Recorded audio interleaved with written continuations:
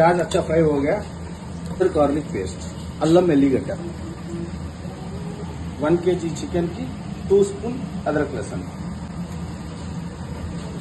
అంతకుముందు మనం చికెన్ కు మంచి కడిగి దీంతో కొద్దిగా పసుపు అల్లం ఎల్లిగడ్డ వేసి జర కడుక్కుంటే కౌసు వాసన రాదన్నమాట। అల్లం ఎల్లిగడ్డ మంచి ఫ్రై అయిపోయింది। జస్ట్ అల్లం ఎల్లిగడ్డ వేయగానే 2 మినిట్స్ లో ఫ్రై అయిపోయింది। ఫ్రై అయిన వెంటనే పచ్చిమిర్చి, ఎగ్జామ్ గ్రీన్ పచ్చిమిర్చి ఈ క్వాంటిటీలో వేయాలి, ప్లస్ కరివేపాకు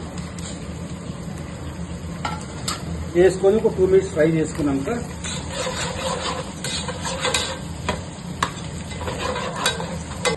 చూసుకోండి ఇది మంచిగా ఫ్రై అయిపోయింది। నార్మల్లీ నేనైతే ఇంట్లో దొడ్డు ఉప్పు వాడతాను, మీరు కావాలంటే మీ ఇంట్లో సన్నప్పు ఉంటే సన్నప్పు కూడా వాడుకోవచ్చు, మీకు కావాల్సినంత ఉప్పు వేసుకోవచ్చు। నేనైతే 2 స్పూన్ ఉప్పు వేసినాను।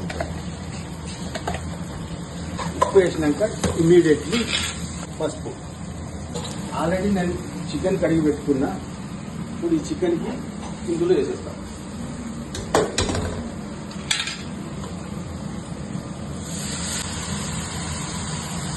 ఈ చికెన్ కు మనం కుక్కర్ వేసే అవసరమే లేదు, జస్ట్ నార్మల్ ఇంట్లో వండుకుంటే చాలు।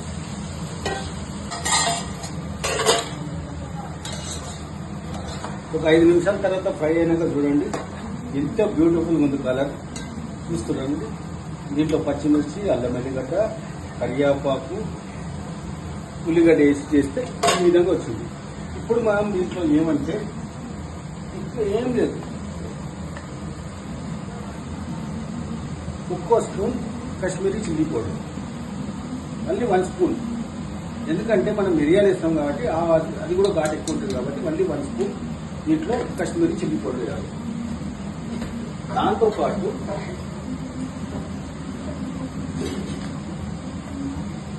1.5 స్పూన్ ధనియాల పొడి వేయాలి।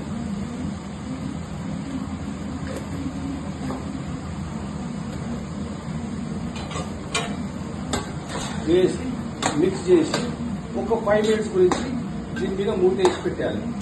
ఈ డిష్ అనేది బగారాలనే వండాలి, కుక్కర్లో ఉండొద్దండి। ఇది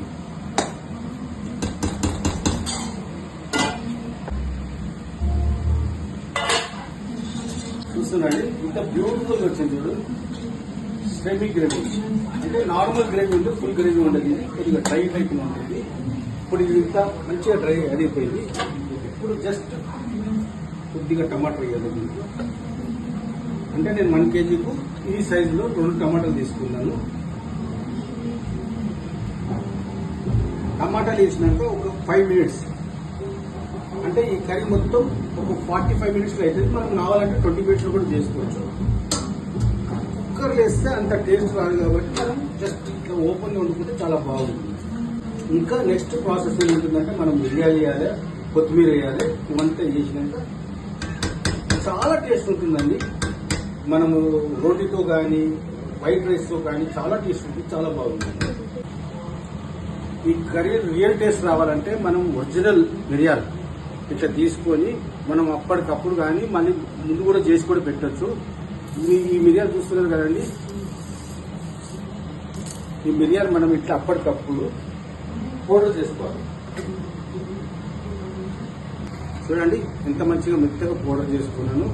ఈ మిరియాల పౌడర్ ఒరిజినల్ అనమాట, మనం బజార్లకి తీసుకొస్తే ఆ టేస్ట్ రాదు। మనకు మంచిగా టేస్ట్ ఫుడ్ కావాలంటే ఐటమ్స్ కూడా కరెక్ట్గా వాడాలి।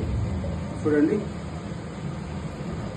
1 స్పూన్, 2 స్పూన్, 2.5 స్పూన్, మేము జర ఘాటుగా తింటాం కాబట్టి 2.5 స్పూన్ వేసినాము, మీరు మీ టేస్ట్ని బట్టి వేసుకోవచ్చండి। ఇంత అయిపోయిందండి కర్రీ, ఇంకో 2 మినిట్స్లో మనం డిష్ చేసి తినొచ్చు, చాలా చాలా బాగుంటుంది। చూడండి కర్రీ ఒకసారి చూడండి, కానీ దీంట్లో మనం మాత్రం కొత్తిమీర క్వాంటిటీ మాత్రం అస్సలు తగ్గించుకోవద్దు। కొత్తిమీర ఎంత ఎక్కువ వేస్తే ఇంత బాగుంటుంది। ఆల్రెడీ ఈ క్వాంటిటీ లెవెల్లో నేను ఆల్రెడీ దీన్ని చేశాను, మళ్ళీ ఇంకా చేస్తున్నానండి। ఫైనల్ చూడండి ఎంత బాగుంది, కానీ నాన్ వెజ్ అన్నప్పుడు కొద్దిగా ఆయిల్ మాత్రం కొద్దిగా ఎక్కువ వేయాలండి। కావాలంటే మనకు ఆయిల్ వద్దన్నప్పుడు పక్కన తీసుకోవచ్చు, కానీ కర్రీ మాత్రం సూపర్ అండి. జస్ట్ ఒక 2 నిమిషాలు, ఒక్క నిమిషంలో అయిపోయిందండి. ఆల్మోస్ట్ అది అయిపోయింది. చూసుకుంది. యాక్చువల్లీ ఈరోజు మా పెద్దమ్మాయి మా ఇంటికి వచ్చింది. మా పెద్దమ్మాయి ఇంటికి వచ్చినందుకు ఆమెకు సామగడ్డ మటన్ అంటే చాలా ఇష్టం అనేసి నేను సామగడ్డ మటన్ చేసిన అండి. ఇది సామగడ్డ మటన్. కానీ వాళ్ళ అత్తగారు వెజిటేరియన్ కాబట్టి ఆమె గురించి పప్పు, ఈ పప్పు కూడా చాలా బాగా చేస్తుంది మా అమ్మాయి. ఇది నా పప్పు కాదండి, మా అమ్మాయి చేసిన పప్పు. చాలా బాగా చేసింది. నేను టేస్ట్ చేసిన, చాలా నచ్చింది నాకు. దాంతోపాటు ఈరోజు మనం వీడియోలో చెప్తున్నట్టు మిరియాల చికెన్ అండి. చూడండి ఎంత బాగుంది, కలర్ఫుల్. టేస్ట్ కూడా నేను చేసిన చాలా బాగుందండి. ఇది మనం రొట్టెతో కానీ, పూరితో కానీ, రైస్తో కానీ తింటే చాలా బాగుంటుంది. కానీ ఈరోజు మాత్రం మేము వైట్ రైస్తో తింటున్నామండి. జస్ట్ చాలా బాగుంటుంది. మీరు కూడా ఒకసారి ట్రై చేయొచ్చు. నేను చేసిన విధానంగా మీరు ట్రై చేస్తే చాలా బాగుంటుంది.